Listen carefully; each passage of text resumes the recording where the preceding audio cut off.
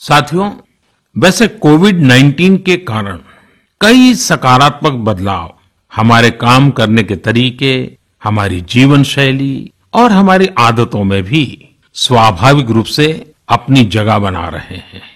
आपने सबने भी महसूस किया होगा, इस संकट ने कैसे अलग अलग विषयों पर हमारी समझ और हमारी चेतना को जागरूक किया है, जो असर हमें अपने आसपास देखने को मिल रहे हैं। इनमें सबसे पहला है मास्क पहनना और अपने चेहरे को ढककर रखना। कोरोना की वजह से बदलते हुए हालात में मास्क भी हमारे जीवन का हिस्सा बन रहा है। वैसे हमें इसकी भी आदत कभी नहीं रही कि हमारे आसपास के बहुत सारे लोग मास्क में दिखे, लेकिन अब हो यही रहा है। हाँ, इसका ये मतलब नहीं है कि जो मास्क लगाते हैं वे सभी बीमार हैं। और जब मैं मास्क की बात करता हूं तो मुझे एक पुरानी बात याद आती है।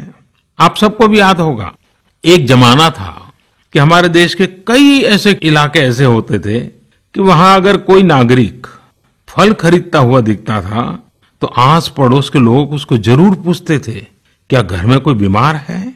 यानी फल मतलब बीमारी में ही खाया जाता है, ऐसी एक धारणा बनी हुई थी। हालांकि समय बदला और ये धारणा भी बदली।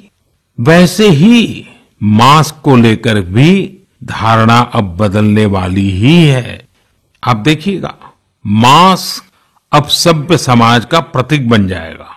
अगर बीमारी से खुद को बचना है और दूसरों को भी बचाना है तो आपको मास्क लगाना पड़ेगा।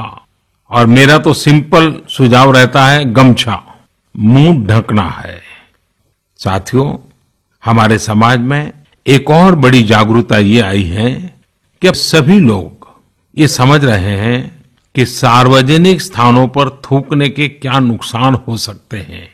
यहां वहां कहीं पर भी थूक देना गलत आदतों का हिस्सा बना हुआ था।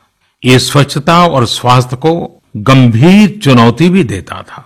वैसे एक तरह से देखें तो हम हमेशा से ही इस समस्या को जानते रहे, लेकिन ये समस्या समाज से समाप्त होने का नाम ही नहीं ले रही थी। अब वो समय आ गया है कि इस बुरी आदत को हमेशा हमेशा के लिए खत्म कर दिया जाए। कहते भी हैं कि बेटर लेट देन नेवर।